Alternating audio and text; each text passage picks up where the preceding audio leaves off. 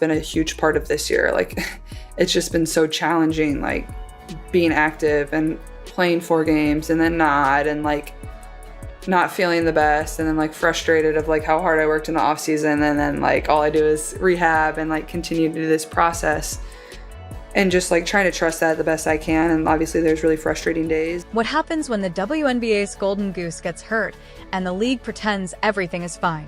Caitlin Clark just broke her silence in a sit-down with Subbard. And this is the most in-depth public discussion she's had about her injury struggles. For the first time, she opened up about the emotional toll of being tossed into Game 30 without proper preparation, and how that experience changed her perspective on what her injured teammates had been going through all along. She described the mental challenge of watching from the sidelines while the league's viewership shifted dramatically in her absence. The vulnerability she shows in this interview reveals both the personal cost and the uncomfortable reality of her value to the WNBA. Do you think the WNBA needs to change officiating or protect players more? Let us know down below. Let's go.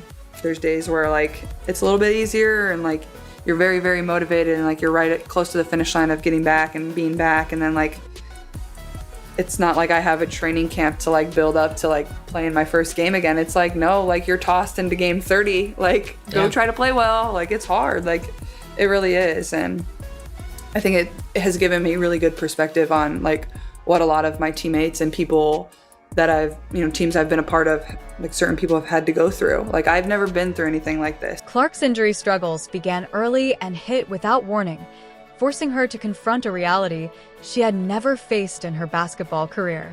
The left quad injury during preseason was just the beginning of what would become a season-defining challenge. She missed 5 games with a left quad strain from May 28th to June 10th. Then she faced another setback with a left groin injury that sidelined her for 4 regular season games, plus the Commissioner Cup final from June 26th to July 5th. The right groin injury that has kept her out since July 15th became the final straw in a stop-and-go season that tested her mental toughness more than any physical challenge she had faced. And I think that's probably why it's been so hard, because I've never really dealt with injury, and that's probably been a challenge in itself, because when I first was feeling pain, I didn't understand it. I didn't know. I was like, am I just tight? Am I just getting old? Do I need to hit a stretch? Do I need to get a little rubbed out? Do I need some icy hot? What's going on here? So I think it's been a balance of understanding my body. And I know whether it's this year, whether it's next year, and even throughout my career, I'm going to be very thankful for this moment. The uncertainty aided her in ways she never expected. This is someone who never missed college games, suddenly dealing with the harsh reality of professional basketball's physical demands. Clark described the experience perfectly in her interview with Subbard. "It's not like I have a training camp. You're tossed into Game 30. No usual ramp-ups. Just trust your body and hope it holds together when you step back on the court." The stop-and-go nature of her season became the most agonizing part of the entire ordeal. I think early on, with the first couple injuries, I was like, I need to get back. But I think my mom texted me after this last injury, and they know how hard it's been on me, but my mom was like, you've taken so much time for everybody else. You have to take time for yourself now. So just trying to do that the best I can too. Her mother's emotional text hit different during this struggle. "You've taken so much time for everybody else. You need to take time for yourself now." Those words carried weight that Clark had never felt before.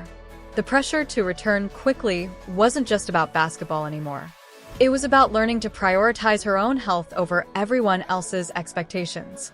This moment marked a turning point in how she viewed her role and responsibilities. Viewership and ticket sales are up across the WNBA, and then and they're also, when you don't play, there's a dip, a substantial dip. So how does it impact your patience? You know what I mean? You're coming back from this injury and you know this, everybody knows this, that when you play that changes. Yeah. I guess the better question is, how are you managing it so it doesn't impact your patience? Meanwhile, the numbers revealed the uncomfortable truth about her value to the league. The Fever clearly played better with her available. Their winning percentage was noticeably stronger when Clark was on the floor, going 8 wins and 5 losses with her compared to their struggles without her presence, where the team has 9 wins and 9 losses. only 9 players available due to injuries around the roster, as league rules limited immediate hardship signings in some windows. It's definitely been hard. Yeah. Well, like, I'm gonna go to every road game no matter what, like whether I'm playing or not. Like, and it's hard because obviously I do feel this like responsibility of like being out there and playing, and like, not that I like think there's like a fear of any of this ever going away. Like, that doesn't happen when like LeBron or Steph get hurt. Like, they're always gonna be there. No, like, they'll you know, be back. yeah, exactly. So, but like, you do want to play. Like, you want to give people something to cheer about or scream about, or, you know, people spend so much time and money and resources to come and watch you play. This experience deepened her appreciation for injured teammates and revealed just how much the Fever's offense became predictable. Her teammates had to shoulder responsibilities they weren't ready for. The team's 5th place standing felt precarious with each game she missed. But Clark's silence about these struggles was about to break in ways that would catch everyone off guard.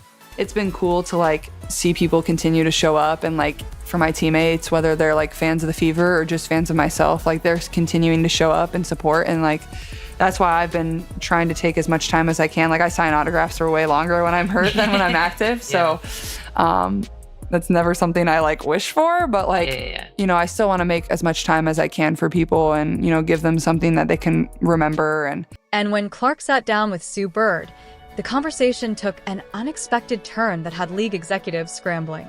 Her candid moments about officiating revealed a side of her leadership that caught everyone off guard. Sue Bird asked Clark about her sideline coaching during games she missed due to injury. Clark's response was pure fire. She smiled and said she was more so coaching the refs before delivering the knockout punch. "I would make a good ref. I wouldn't miss a call." The words hung in the air like a direct challenge to league headquarters. We've all seen you on the sideline, quote unquote, coaching. What do you think? More so coaching the refs. Yeah. This wasn't just a throwaway joke from a frustrated player. Clark's comment landed in the middle of a contentious season where officiating had become a league-wide talking point. Coaches and other players had already spoken out publicly about consistency issues, with some teammates even facing fines for their criticism. Her timing made the remark impossible to dismiss as casual banter. I feel like I would be a really good ref, though, from the side. Yeah. Like, I wouldn't miss the call. Backseat refing. Now that Clark is one of the WNBA's biggest draws, her critiques carry major weight throughout the league. Her delivery mixed humor with conviction, making it clear she wasn't just complaining about calls that didn't go her way. Her basketball IQ gave substance to the criticism. She had studied film. She knew what fouls looked like. She understood positioning and contact better than most players in the league. Her willingness to speak up about perceived discrepancies positioned her as more than just a player. Clark wanted to influence the game itself. She had watched calls go against her teammates while sitting on the sideline. She noticed patterns in how games were officiated. Her experiences with hard fouls and what she perceived as cheap shots during her rookie season fueled this outspoken commentary. I think the most challenging part of like all this, so obviously I have the first injury and I sit out 4 games and then I come back and I play really well. Yeah. And I feel really good. And like even just begin the year, like I played great. Like I started the year really good. Like I felt really great. Like my numbers were great. I was shooting the ball well. And then I get hurt and it's like, okay, like you gotta get healthy, whatever. You're like, I'm gonna do whatever I can, you know, to get back to what I was doing and whatever, feel good. The subtle jab fit into a larger pattern of frustration that had been building across the league. Players had been whispering about inconsistent officiating for years. Clark gave voice to those concerns with her platform and influence. League executives watched nervously as their biggest star publicly questioned the quality of officiating. The WNBA couldn't afford to alienate Clark, but they also couldn't ignore her direct challenge to their referees. But her criticism of officiating only scratched the surface of a much darker reality she had been living through. The physical punishment she endured went far beyond normal newcomer treatment, and the consequences were starting to show. Clark's rookie season last year and her sophomore season this year revealed something troubling about how the league's biggest star was being treated on the court. This wasn't just about adjusting to pro basketball. It was about surviving a level of physicality that felt personal and systematic. Every game brought challenges that went far beyond normal defensive pressure. creative What ways. was the biggest adjustment out of all of that? I think just how much I was getting pressured. Like, it was just like constant full court. And also, I think as the season went on, like, that chilled out as much. Like, it's hard to like want to do that an entire season. Like, teams like, you don't want to pick up 94 feet the entire season. Like, that's just hard. Looking back on your rookie year, it's, you know, everybody's picking you up full court, trying to tire you out. For sure. Not let you get anything easy. They're physical with you. They're pushing you right. Everyone knows you like to go left. So now teams, you already talked about in college, they didn't really do that as much. You're getting trapped. All the things. Clark and many observers felt the level of physicality she faced was unusually intense. Opponents used relentless tactics, constant full-court pressure, traps, and angle forcing that changed how she got her looks and increased wear and tear. Clark described experiencing constant full-court pressure that represented systematic targeting beyond standard rookie treatment. This wasn't about teaching a newcomer the physicality of professional basketball. Teams developed specific strategies to limit her impact through exhaustion and physical pressure rather than skill-based defense. So I think that's been like the hardest part, has just been like the stop and go of everything. Like, and also like with the type of injuries that I've dealt with, like there's no real, it's not like 6 weeks. All right, you're coming back for the Connecticut Sun game on August all about how you 30th feel in the moment. or whatever. It's like, how do you feel? Like, and even like when I have been back, like I don't know how I'm gonna feel the next day after playing, like when you're dealing with like these type of injuries. So I think just like the patience of dealing with all of that and giving myself a lot of grace and just trying to be the best teammate I can. And the deliberate nature of this treatment becomes clear when examining how opposing teams approached Clark versus other rookies.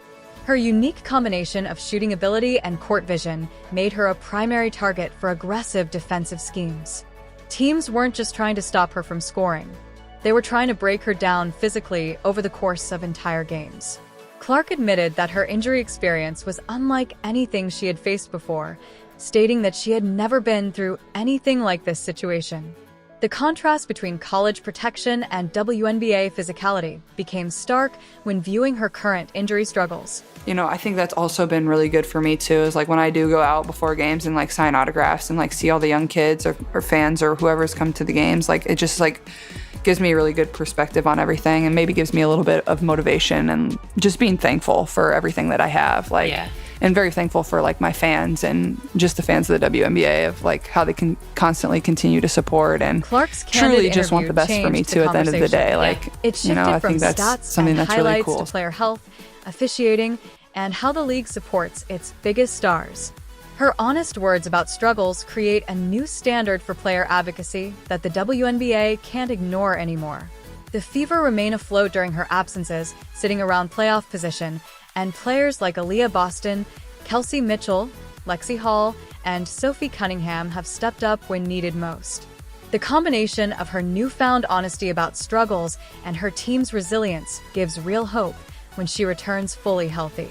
Do you think the WNBA needs to change officiating or protect players more? Let us know down below. Like, subscribe, and turn on all notifications so you never miss out. Click the video on the screen, and we will see you in the next.